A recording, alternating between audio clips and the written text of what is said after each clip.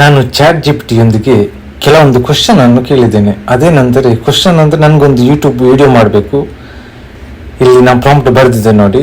ಅಂದರೆ famous book ಇದೆಯಲ್ಲ, ಯಾವುದು, ರಿಚ್ ಡ್ಯಾಡ್ ಪುವರ್ ಡ್ಯಾಡ್, ಇದರದ್ದು ಒಂದು 10 ಫೇಮಸ್ ಕೋಟ್ಸ್ ಅಥವಾ ಯುಕ್ತಿಗಳು ಅಂತ ಹೇಳ್ತಾ ಇದ್ದಾರೆ, ಉಕ್ತಿಗಳು, ಇದನ್ನು ಬರೆದು ಕೊಡುವಂತ.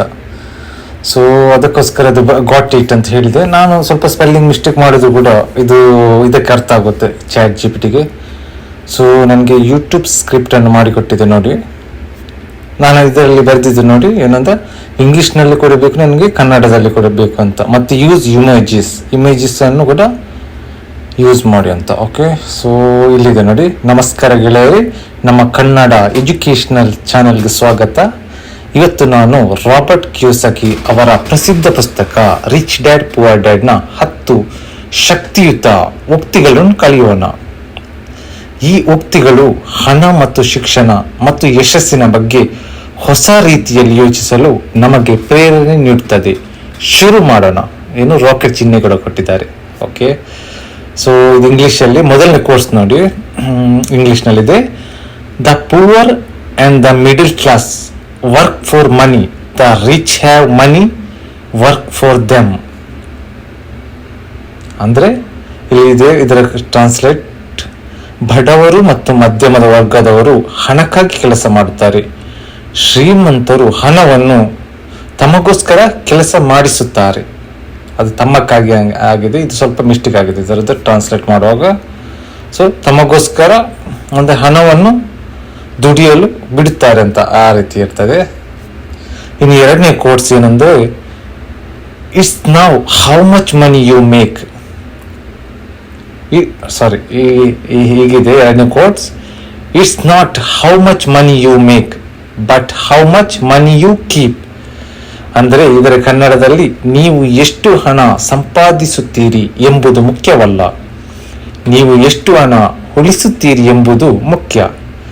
ಸೊ ಅದ್ಭುತವಾಗಿ ಎರಡನೇದು ಟ್ರಾನ್ಸ್ಲೇಟ್ ಸರಿಯಾಗಿ ಮಾಡಿದೆ ಟ್ರಾನ್ಸ್ಲೇಟ್. ಸೊ ಮೂರನೇ ಕೋರ್ಸ್ಗೆ ಹೋಗೋಣ. ಇಂಗ್ಲಿಷ್ನಲ್ಲಿದೆ, the single most powerful asset we all have is our mind. ನಮ್ಮಲ್ಲಿ ಇರುವ ಅತ್ಯಂತ ಶಕ್ತಿಯುತ ಆಸ್ತಿ ನಮ್ಮ ಮನಸ್ಸು ಅಥವಾ ಬುದ್ಧಿವಂತಿಕೆ ಕೂಡ ಆಗ್ಬೋದು. ನನ್ನ ಪ್ರಕಾರ ಮೈಂಡ್ ಅಂದ್ರೆ ಬುದ್ಧಿವಂತಿಕೆ, ಇದು ಮನಸ್ಸು ಅಂತ ಇದೆ, ಸ್ವಲ್ಪ ಇದರಲ್ಲಿ ಮಿಸ್ಟೇಕ್ ಆಗಿರ್ಬೋದು. ನಾಲ್ಕನೇದು ನೋಡುವ, financial struggle is often the result of people working all their lives for someone else. ಇದು ಏನು ಟ್ರಾನ್ಸ್ಲೇಟ್ ನೋಡುವ, ಹಣಕಾಸಿನ ಹೋರಾಟವು ಸಾಮಾನ್ಯವಾಗಿ ಜನರು ತಮ್ಮ ಜೀವನವಿಡೀ ಇನ್ನೊಬ್ಬರಿಗಾಗಿ ಕೆಲಸ ಮಾಡುವುದರಿಂದ ಉಂಟಾಗುತ್ತದೆ. ಅಂದರೆ ತಮಗೋಸ್ಕರ ಕೆಲಸ ಮಾಡಿ ಅಂತ ಹೇಳೋದು ಇದರದ್ದು ಇನ್ಸೈಟ್. ಸೊ ಕೋರ್ಸ್ 5 ನೋಡುವ, the love of money is not the root of all evil, the lack of money is the root of all evil.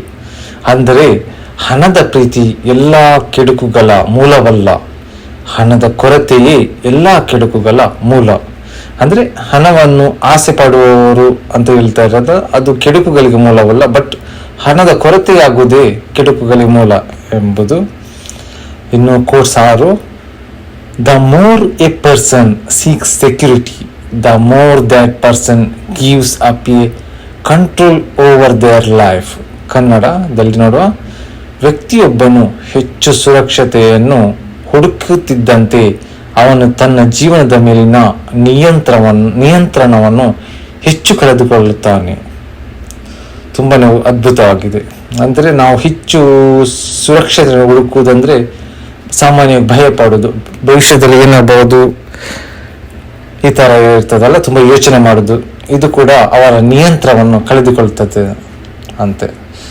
So course 7 ನೋಡುವ, 7ನೇ ಉಕ್ತಿ, the rich focus on their asset columns while every one else focus on their income statements.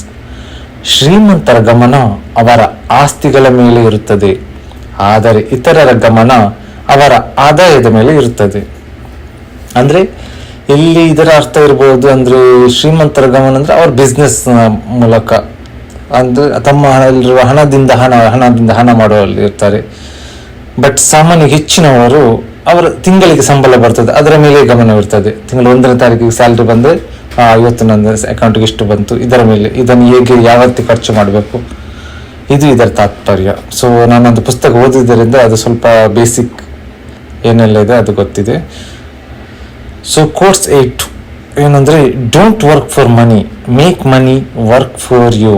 ಇದು ಎಲ್ಲಕ್ಕಿಂತ important ಆದ course 8.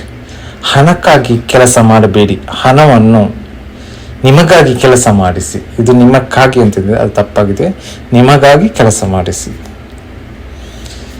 Course 9, your future. ಅಂದರೆ ಇದರನ್ನು ಸ್ವಲ್ಪ ನಾನು course 8 ಸ್ವಲ್ಪ ನಾನು ಇದು ಮಾಡೋದಂದರೆ, ಸ್ವಲ್ಪ ವಿಸ್ತರಣವಾಗಿ ಹೇಳೋದಂದರೆ, ಹಣಕ್ಕಾಗಿ ಕೆಲಸ ಮಾಡಬೇಡಿ. ಅಂದರೆ ಉದಾಹರಣೆಗೆ ನಾವು ತಿಂಗಳ ಸಂಬಳ ಇರ್ತದೆ, ಅಂದರೆ ಇದಕ್ಕೆ ನಾವು ದುಡಿಯುವುದು ಸಂಬಳಕ್ಕೋಸ್ಕರ ಅಂತ ಆದರೆ ಅದು ಯಾವುದೇ ಪ್ರಯೋಜನ ಇಲ್ಲ. ಅದರ ಬದಲಾಗಿ ನಮ್ಮ ಹಣ ಇರ್ತದಲ್ಲ, ಅದನ್ನು ದುಡಿಯಲು ಬಿಡಬೇಕು.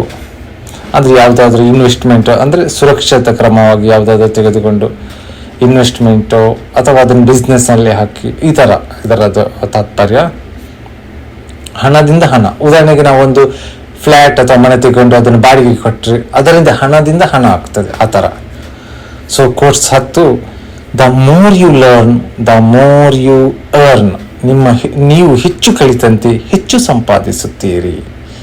ಸೊ ಕಲಿಯುವುದು ಕೂಡ ಅಷ್ಟು ಇಂಪಾರ್ಟೆಂಟ್ ಅಂತ ಹೇಳ್ತದೆ ಈ ಕೋರ್ಸ್. ಸೊ ಕನ್ಕ್ಲೂಷನ್ ಇದೆ ನೋಡಿ, ಕನ್ನಡದಲ್ಲಿ ಓದ್ತೇನೆ. ಹೀಗಾಗಿ ಸ್ನೇಹಿತರೆ, ಇವು ರಿಚ್ ಡ್ಯಾಡ್ ಮತ್ತು ಪುವರ್ ಡ್ಯಾಡ್ ಪುಸ್ತಕದ 10 ಶಕ್ತಿಯುತ ಉಕ್ತಿಗಳು. ಯಾವ ಉಕ್ತಿ ನಮಗೆ ಹೆಚ್ಚು ಪ್ರೇರಣೆ ನೀಡಿತು ಕಮೆಂಟ್ ಮಾಡಿ ಮತ್ತು ವಿಡಿಯೋವನ್ನು ನಿಮ್ಮ ಸ್ನೇಹಿತರೊಂದಿಗೆ ಹಂಚಿಕೊಳ್ಳಿ. ಲೈಕ್, ಶೇರ್ ಮತ್ತು ಸಬ್ಸ್ಕ್ರೈಬ್ ಮಾಡೋದನ್ನು ಮರೆಯಬೇಡಿ. ಮುಂದಿನ ವಿಡಿಯೋದಲ್ಲಿ ಭೇಟಿಯಾಗೋಣ.